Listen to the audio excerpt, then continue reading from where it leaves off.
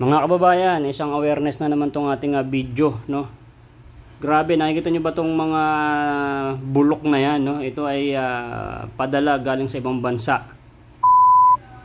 Ayan, kung nakikita nyo po, binubuksan yung box. Grabe, kita nyo, basa, oh. Hindi na ako magbabanggit dito ng anong kumpanya.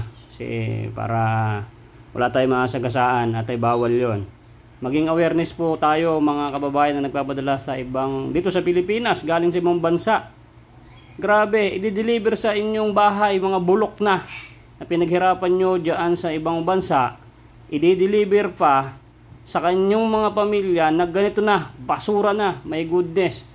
Ang halaga nitong mga box ito ay 6, no? Nagkakahalaga ng 100 to 200,000. May insurance pa yan mga idol. No? May insurance pa daw to. Kausap ko yung may-ari. Kaso hindi ko nasasabihin kung sino to. At ito ay magiging awareness lang, no? Pag kayo ay nakatanggap ng ganito, no? At alam nyo ay medyo basa, huwag yung tatanggapin. At huwag ho kayong pipirma sa pinapipirmahan nila, no? At ang balita ko po mga kababayan, ay binigyan lang ho ito si Madam ng 30,000 pesos sa halaga ng nasa 200 plus thousand kasama ang delivery fee. Ay naku po, Diyos ko, ito nga po si Madam ay halos ay gusto niya nang bawian yung kanyang ano yung tabi ito, gusto na magpatiwakal dahil sa sobrang stress na naranasan niya. Umuwi pa ng Pilipinas para lang dito sa kanyang box na to at hindi rin pinalitan yung kanyang pamasahe at ay hindi rin na ibigay yung pagka-insurance sa kanyang mga bagahe. Abay 30,000 lang daw ho ang kanyang natanggap dito sa hinayupak na kumpanya na to. Ayan o, napakadami hong mga gamit. Nababad ho sa tubig. Sira na, basura na. Okay, pinaghirapan niya po ito sa ibang bansa. No, tulad po ng mga tinulungan natin kay Rapi Tulfo, yung mga tiga-Europe ay nakuha po nila yung kanilang mga box, pero hindi katulad ni Re. Ay nakakagimbal na istorya na to. Bisit! Ay tinan nyo man ho, pinaghirapan ng inyong mga magulang o inyong nanay or tatay dyan sa ibang bansa, ipapadala sa Pilipinas, pero pag deliver nito mga hinayupak na mga cargo na to, ay ibibigay sa'yo, mga ganun rin na, mga sira na. Eh kung ganun ho katagal natin pinaghirapan ito sa ibang bansa, na para maipon, ay para ipadala sa pamilya, ay ganito na, no? May pa-insurance pa kayo. May pa-insurance pa, pero hindi rin pala natutupad, no? Kaya kayo mga kababayan ay mag-iingat ho kayo sa mga pinapadala nyo po ng mga cargo. Sasabihin may insurance pa, kung anong mangyari sa inyong box ay babayaran po ng insurance mga idol. Hindi po nagiging totoo yun. Kaya magiging mag-iingat po kayo. Tingnan nyo naman po yung mga yung mga sapatos, babad na. Napakababa, na yun, wala na. Yung mga damit na napakaganda, nakita nyo naman sa una, napakaganda ho ng mga nilagay sa karton. O, tingnan nyo, mga inamag na. No? Kung ano-ano man yung mga nakalagay dyan, may mga chocolate pa, wala, lusak. Di ba? Ayan, mapapakinabangan pa ba yan? Diyos kong mga na to. Ang dami talagang scammer ngayon sa mundo. Hindi pa kayo mamatay. Ay, tingnan nyo ho, Naku po, kaganda. Hindi ko na ho ipaparinig yung mga usapan po nila. At ay, naku, nakakagigil. Eh kayo po mga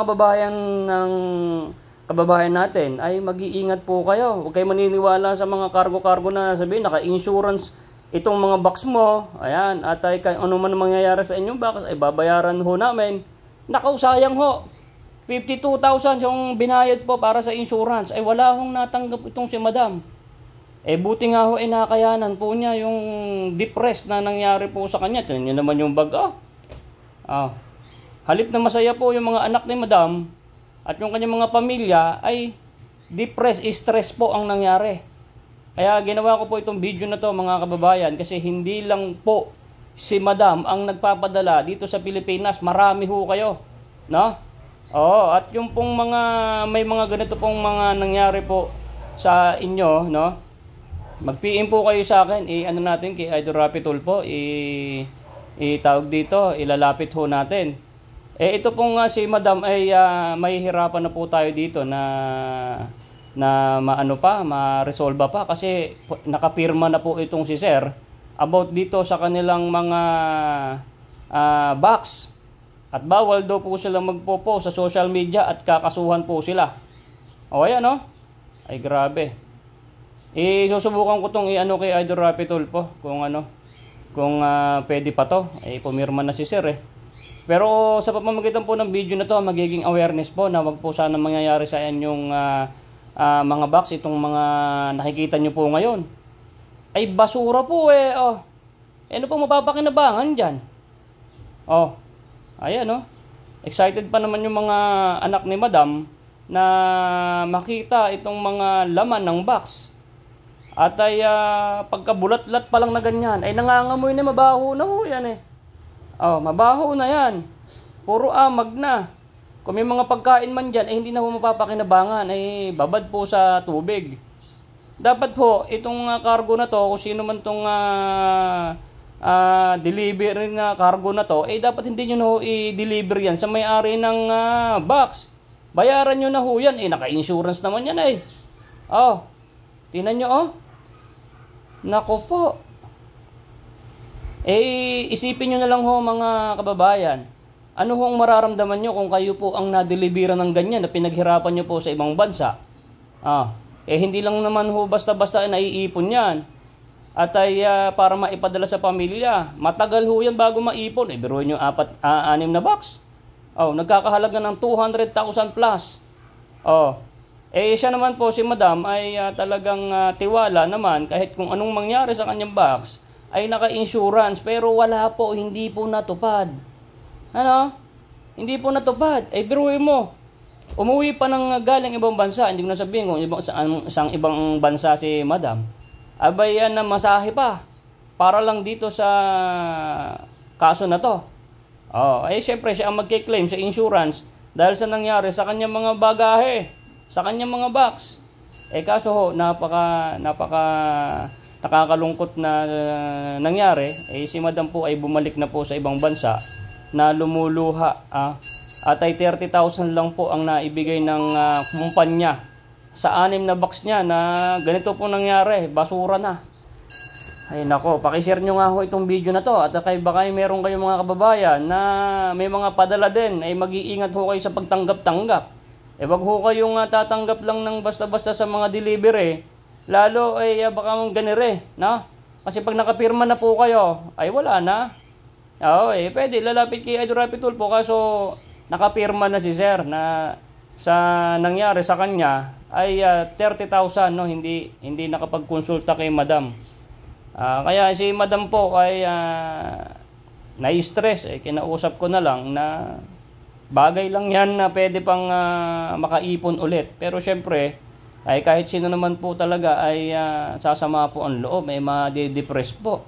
Tingnan nyo, napakadami pong mga gamit Ay nako. Tingnan nyo Sir Idol Rapi Tulfo, baka may magawa tayo dyan.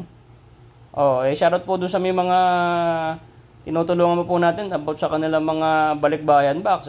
Tingnan nyo po at baka ganito rin i-deliver po sa inyo ng damohong mga cargo na yan. Nako. Kaganda nung binalot sa box. May sinasabi pang mga pa-insurance na kahit anong mangyari sa kanilang box ay pagka nasira, babayaran po ng insurance. Nasa na insurance nyo? Halak ka. Sayang, napakalaki-laki ng binabayad sa insurance. Binayad sa delivery fee. Binayad kada isang box. Yung mga, syempre, yung kilo niyan, yung laki ng box, yung bayad doon. Hindi naman ho, pinulot-pulot yan mga bago yan Ay nako. Biruin nyo naman, hindi naman kalakihan ng mga sweldo ng mga OFWs natin para makapag-ipon agad na ganyan. Syempre, matagal. Matagal ho nilang iniipon yan para maipadala sa pamilya at para mapakinabangan. Hindi yung basura ang ipadala nyo. Nako. Ay nako. Grabe Kaya kayo mga kababayan, mag-iingat ho kayo sa mga pinagpapadalahan nyo. At siguraduhin nyo po kung sinasabi nila na may insurance at kung ano man ang mangyari sa box, dapat ito pa rin nila kung anong insurance. At iingatan nyo po yung mga resibo nyo at wag ho kayo basta-basta pipirma. Kaya po na-stress si Madam, biruin nyo ba naman, nakapirma si Sir. At ay tinatakot pa daw itong mga pamilya na wag daw magpo-post-post para sa mga ganitong mga nangyari sa kanilang mga bagahe. Ay ako naman po ay hindi ako magpapangalan din eh. Ito yung video na to is awareness lang. Kaya kung ano man ang mangyayari at ay meron kayong ganring pagkakataon, no, wag niyo basta-basta tatanggapin.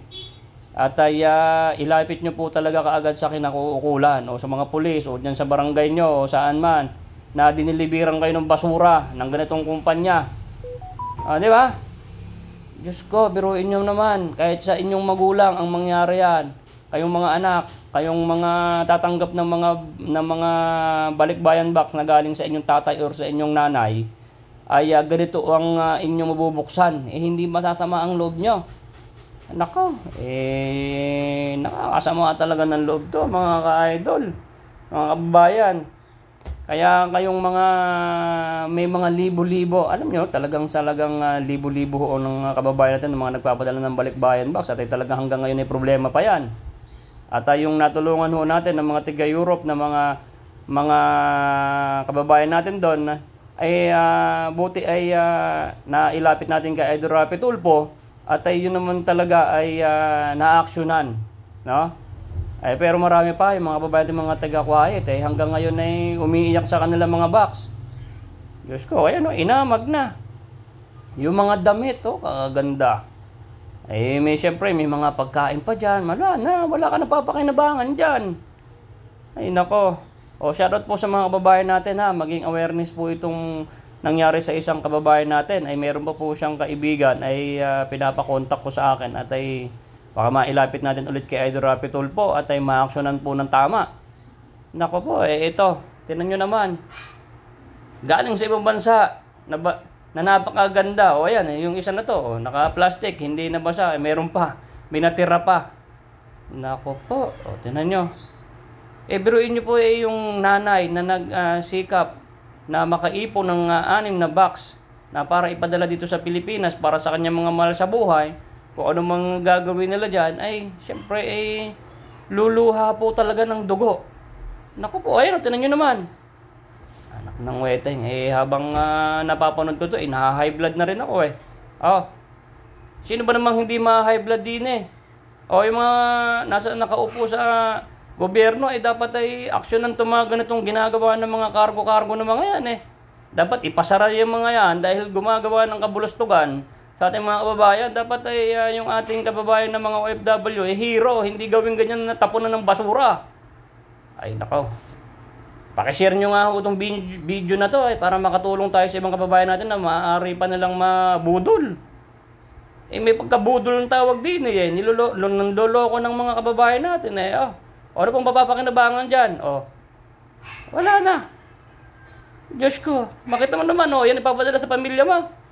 Samantalang galing ng ibang bansa sira na. Galing sa ibang bansa, maganda. Nung pagdating sa Pilipinas, basura, tinan nyo. Ay, high blood ako sa video na to. Guys, awareness po sa ating mga kababayan. Mag-ingat po kayo sa mga kargo ng mga limo ng mga yan. Bisit!